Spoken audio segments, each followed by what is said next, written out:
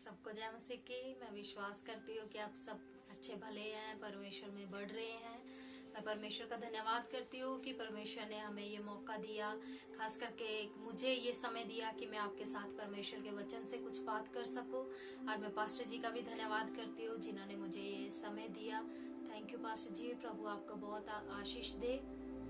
मैं हबक्कूक की किताब से आपके साथ आज बात करना चाहती हूँ। जैसे कि आज जब हम इस दुनिया में रहते हैं, इस संसार में रहते हैं, हम देखते हैं कि इस संसार में बहुत कुछ हो रहा है। बहुत सी परिस्थितियां ऐसी बनी हुई है कि लोग हर समय एक टेंशन में रहते हैं, एक ऐसी सोच में रहते हैं कि आगे हम क्या करेंगे, जब हमारा भविष्य क्या होगा, हमारे बच्चों का भविष्य क्या होगा। ऐसी बहुत सी बातें हैं जो लोगों के और ऐसे सवाल है बहुत सारे जो लोगों के दिमाग में और दिलों में चल रहे हैं। हो सकता है इस समय हम लोग भी हैं, जो हो सकता है आप लोग, बहुत लोग हैं जो परमेश्वर से सवाल कर रहे हैं कि क्यों परमेश्वर, क्यों ऐसा हो रहा है। जहाँ हम सोचते होंगे कि परमेश्वर इसके बारे में क्या सोचता है, जहाँ परमेश्वर क्या सोच रहा है इस परिस्थिति के बारे में। क्या परमेश्वर ये जानता है कि इसकी परिस्थितियां कैसी है, या परमेश्वर ऐसा होने दे रहा है। अगर परमेश्वर ऐसा होने दे रहा है तो वो परमेश्वर क्यों ऐसा होना दे रहा है। आज जब हम इस संसार में देख रहे हैं, एक वायरस की वजह से, कोरोना वायरस की वजह से बहुत सारे लोग हैं, लाखों लोग हैं जो आज मर रहे हैं, और बहुत सारे लोग हैं जो इस कोरोना वायरस से इन्फेक्टेड हैं। बहुत सारे लोग हैं जिनकी जानें जा चुकी हैं, और ऐसे भी हैं जो ठीक भी हो चुके हैं। लेकिन इन चलती परिस्थितियों में हम क्या सोचते हैं, हमारा परमेश्वर के प्रति क्या प्रत्युत्तर है। हम इस सिचुएशन में परमेश्वर के प्रति क्या सोच रहे हैं कि परमेश्वर क्या कर रहा है। आइए हम हबक्कूक के जीवन में देखें। हबक्कूक एक प्रार्थना भी करता है। जब इस किताब में हम पढ़ते हैं, हम शुरुआत में देखते हैं हबक्कूक इस किताब को जब लिखना शुरू करता है तो वो परमेश्वर के सामने एक सवाल करता है, परमेश्वर के सामने एक क्वेश्चनिंग से वो इस किताब को लिखना शुरू करता है।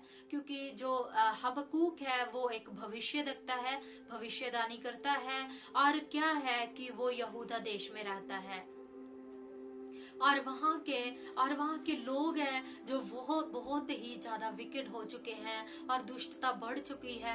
और परमेश्वर बेबीलोनियंस को उनके लिए इस्तेमाल कर रहा है कि बेबीलोनियंस यहूदा के लोगों के ऊपर पराजित हो, उनके ऊपर विजय हासिल करें। लेकिन जो हबक्कूक है वो परमेश्वर से एक क्वेश्चन करता है, क्यों परमेश्वर, जो बेबीलोनियंस है वो भी दुष्टता करते हैं, वो भी ऐसे काम करते हैं, लेकिन क्यों हमारे ही लोग, क्यों यहूदा ही के लोगों के ऊपर आपका क्रोध है, क्यों आप उनको सजा देना चाहते हैं। ऐसे सवालों से जो हबक्कूक है वो अपनी किताब को लिखना शुरू करता है। लेकिन आगे के जब हम अध्याय में देखें हबक्कूक क्या करता है, हबक्कूक की क्या प्रार्थना है, कैसे हबक्कूक प्रार्थना को शुरू करता है। जब हम हबक्कूक उसका 3रा अध्याय और उसकी जो प्रार्थना हम देख सकते हैं, हबक्कूक 3रा अध्याय उसकी 1 आयत और उससे 1 से लेकर 19 तक जब हम देखते हैं, हबक्कूक की एक प्रार्थना है। हबक्कूक परमेश्वर से एक प्रार्थना करता है, और इस प्रार्थना में बहुत सारी बातें हैं जिसके बारे में आज हम सीखेंगे। और कई बार एक बात मैं आपको बताना चाहती हूँ कि कई बार हो सकता है कि जिस तरीके से हम आज की सिचुएशन को देख रहे हैं, जिस नजरिए से आज हम इस परिस्थिति को देख रहे हैं, लेकिन परमेश्वर का नजरिया वो नजरिया नहीं है जो हमारा है। परमेश्वर इस तस्वीर को अलग नजरिए से देखता है। आइए हम हबक्कूक की प्रार्थना में देखें कि हबक्कूक की क्या प्रार्थना है और क्या वो परमेश्वर से बोलता है। जब हम देखते हैं हबक्कूक उसका 3 अध्याय और उसकी 2 आयत में वो परमेश्वर से क्या बोलता है। वो कहता है, हे यहोवा, मैं तेरी कृति सुनकर डर गया। हे यहोवा, वर्तमान युग में अपने काम को पूरा कर, इसी रीति में तू उसको प्रकट कर, क्रोध करते हुए भी दया करना स्मरण कर। हालेलुया। जब हम इस बात में देख रहे हैं कि जो हबक्कूक है वो एक प्रार्थना कर रहा है परमेश्वर के आगे, और हबक्कूक प्रार्थना में क्या बोल रहा है कि परमेश्वर तू अपनी दया को क्या कर, स्मरण कर। इसका उसके लिए एक कंसर्न है, वो इस बात को परमेश्वर के आगे बोल रहा है। जब हबक्कूक इस बात को बोल रहा है, हो सकता है हबक्कूक ऐसे भी बोल सकता था कि परमेश्वर तू हमारे लोगों की भलाई को याद कर, जा उनके भले कामों को याद कर, जा उन्होंने जो किया है उसको याद कर। लेकिन अभी जो हम हबक्कूक के बारे में पढ़ते हैं, पहली बात उसने क्या वो बोल रहा है, उसका नंबर 1 पॉइंट क्या है अपनी प्रार्थना में परमेश्वर के सामने, वो लोगों की भलाइयों को, जा उनके भले कामों के बारे में नहीं बोल रहा है। वो सिर्फ क्या बोल रहा है कि परमेश्वर अपनी दया को क्या कर, स्मरण कर। और आज अगर हम अपने जीवन में देखें तो हम क्या सोचते हैं, हम कैसे प्रार्थना करते हैं। कई बार हमारे जीवन में जब मुश्किलें आ जाती हैं तो हम बोलते हैं कि परमेश्वर तू हमारे भले कामों को याद कर, है ना। लेकिन क्या होता है कि हम परमेश्वर की दया को अपने ऊपर बोलना या अपने ऊपर मांगना हम भूल जाते हैं, हम उसकी दया को स्मरण करना भूल जाते हैं। लेकिन जब हम हबक्कूक में पढ़ते हैं तो वो परमेश्वर को कहता है क्रोध करते हुए भी दया स्मरण कर। वो ये नहीं कहता कि उनके अच्छे कामों को याद कर, लेकिन क्या कहता है कि अपनी मर्सी, अपनी दया को स्मरण कर। अगर हबक्कूक कहता कि परमेश्वर उनके अच्छे काम याद कर, तो हो सकता था कि उनके कोई भी ऐसे काम अच्छे नहीं थे जिनको परमेश्वर याद कर सकता।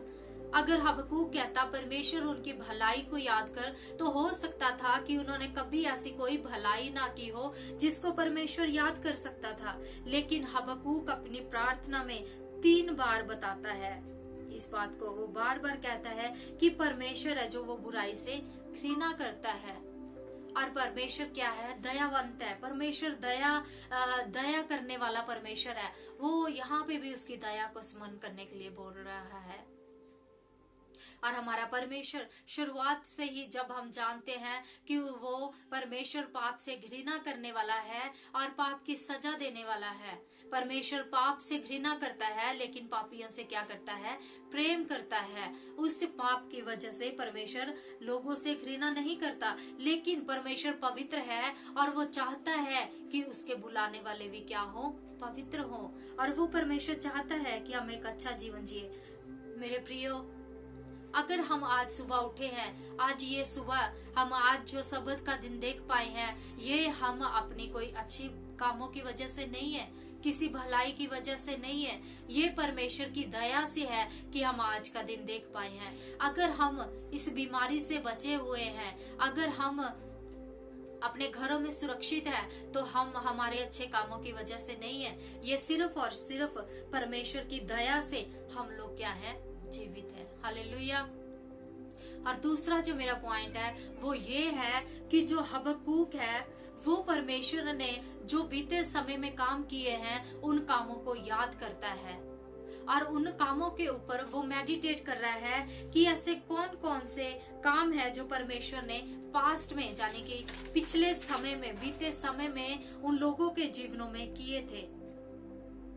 जब हम हबक्कूक 3 अध्याय और उसकी 4 आयत से लेके पढ़ते हैं, हम 15 आयत तक देखेंगे और इसमें ऐसी बातें हैं जो हबक्कूक है, जो वो बातों को याद कर रहा है कि परमेश्वर ने कौन कौन से काम इसराइलियों के जीवन में किए, जब परमेश्वर ने कौन कौन से काम अपने लोगों के जीवन में किए। आइए हम देखेंगे। पहले जो है वो बात बोलता है 3 से 4 आयत में कि परमेश्वर ने अपने लोगों के साथ एक वाचा बांधी। वर्ष 5 में वो कहता है परमेश्वर ने महामारी को भेजा, और 6 से 7 में वो कहता है अब परमेश्वर ने जो भी जितने जाति जाति के लोगों के अंदर जो परमेश्वर का भय था वो छा गया था, और मतलब जाति जाति के लोगों ने परमेश्वर का भय माना। और वर्ष 8 से 10 तक हम देखते हैं कि परमेश्वर है जो अपने लोगों के लिए एक वॉरियर के समान, एक योद्धा के समान वो अपने लोगों के लिए लड़ा। और 11 से 12 में देखते हैं कि परमेश्वर ने वायदे की भूमि पर विजय हासिल की। और 13 से 15 में देखते हैं परमेश्वर ने मिस्रियों को लाल सागर पे पराजित किया। परमेश्वर ने बहुत सारे अद्भुत काम किए, बहुत सारे अद्भुत काम जो लोगों की सोच से भी परे थे। ऐसे काम परमेश्वर ने किए। और जब हबक्कूक ये बातें बोल रहा है, वो परमेश्वर को याद नहीं करवा रहा कि परमेश्वर आपने ये काम किए, लेकिन जब परमेश्वर को वो इन्फॉर्मेशन नहीं दे रहा है ना, परमेश्वर को वो बता नहीं रहा, लेकिन जो काम परमेश्वर ने किए वो हबक्कूक है जो वो परमेश्वर के किए हुए कामों के ऊपर मेडिटेट कर रहा है कि परमेश्वर ने कैसे अद्भुत काम लोगों के जीवन में किए हैं। क्योंकि हमारा परमेश्वर अद्भुत काम करने वाला परमेश्वर है और परमेश्वर के वचन के ऊपर मनन करना बहुत जरूरी बात है। हबक्कूक के पास ये सारी इंफॉर्मेशन थी कि परमेश्वर ने क्या क्या अद्भुत काम किया और वो उसके ऊपर मेडिटेट कर रहा है। लेकिन आज जब हमारी प्रार्थना में कौन सी ऐसी कॉमन बातें हैं जो हबक्कूक इस प्रार्थना में बोल रहा है? आज हमारे पास भी बहुत सारी इंफॉर्मेशन है। जब हम न्यूज लगाते हैं, न्यूज में बहुत सारी इंफॉर्मेशन आती है। कोरोना वायरस से इतने लोग इन्फेक्टेड है, इतने लोग मर गए हैं, इतने लोग बच गए हैं, बहुत तेजी से फैल रहा है। मतलब और भी बहुत सारी ऐसी न्यूज हमारे पास आती है, इंफॉर्मेशन हमारे पास आती है। लेकिन क्या हम उस इंफॉर्मेशन के साथ जी रहे हैं या हम उस इंफॉर्मेशन को सुनकर और उसके बाद हम परमेश्वर के वचन को भी मनन करते हैं कि परमेश्वर का वचन क्या कहता है?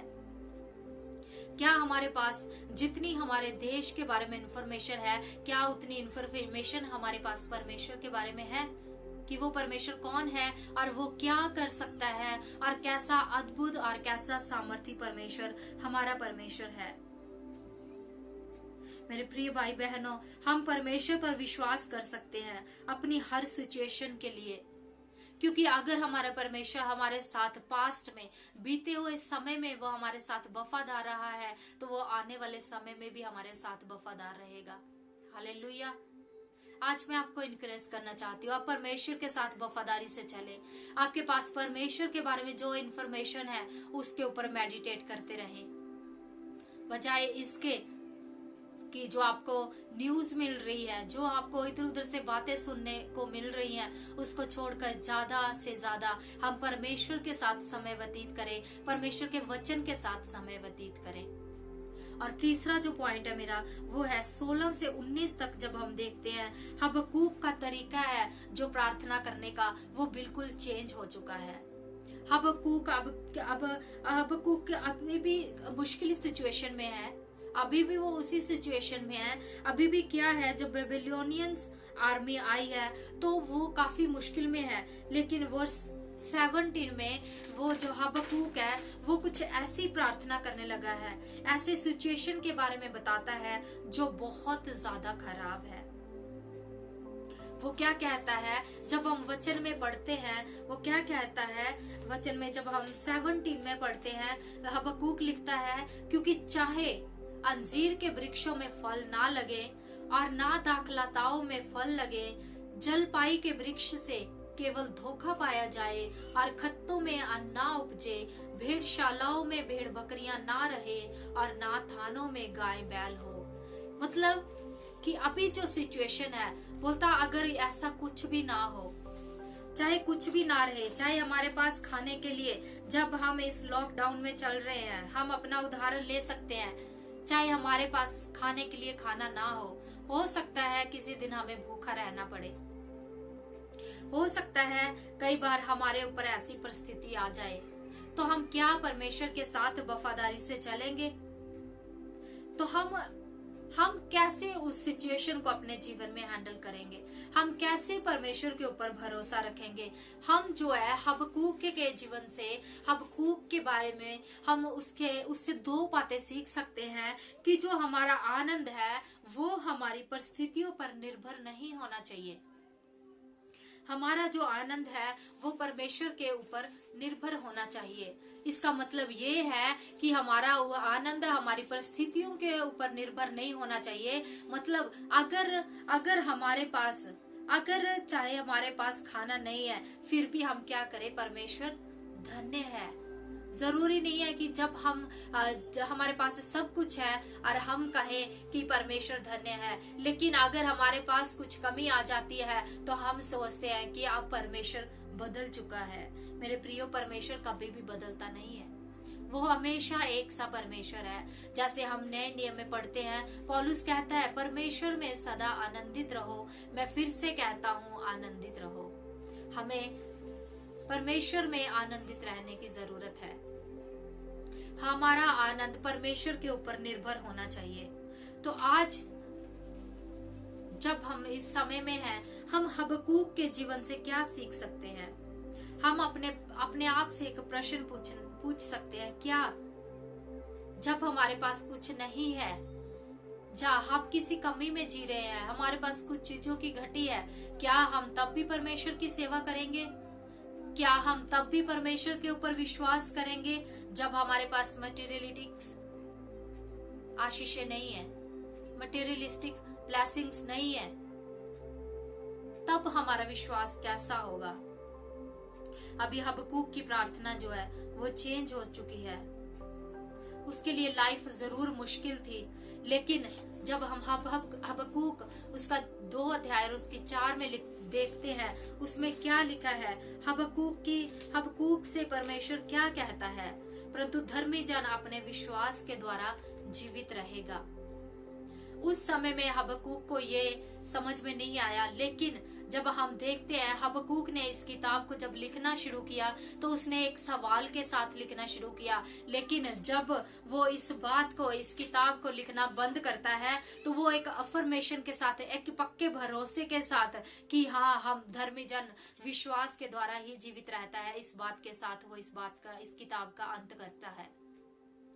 मेरे प्रिय भाई बहनों, आज हमारे सामने ये सवाल है, आज हमारे सामने ये एक मुद्दा है कि जब हम इस परिस्थिति में है, इस मुश्किल घड़ी में है, हमारे सामने एक टेंशन बनी हुई है कि कैसे सब कुछ होगा, तो हम कैसा विश्वास हमारा है? क्या आज भी हमारी वही प्रार्थना है कि कैसे होगा, कैसे करेंगे, कैसे काम चलेगा, या आज हमारी प्रार्थना बदल चुकी है? क्या आज हम भी अपने मुंह से ये बात बोल सकते हैं कि धर्मी जन विश्वास के द्वारा जीवित रहेगा? आज हमारे पास ये सवाल है। तो आप इस चीज के बारे में सोचें, आप इस चीज के ऊपर मनन करें कि परमेश्वर के पीछे आप कैसे चलना चाहते हैं। क्या हम सिर्फ आशीषों को पाने के लिए परमेश्वर के साथ चल रहे हैं, या एक विश्वास के द्वारा परमेश्वर के साथ हम चल रहे हैं? परमेश्वर आप सबको इस वचन के द्वारा आशीष दे।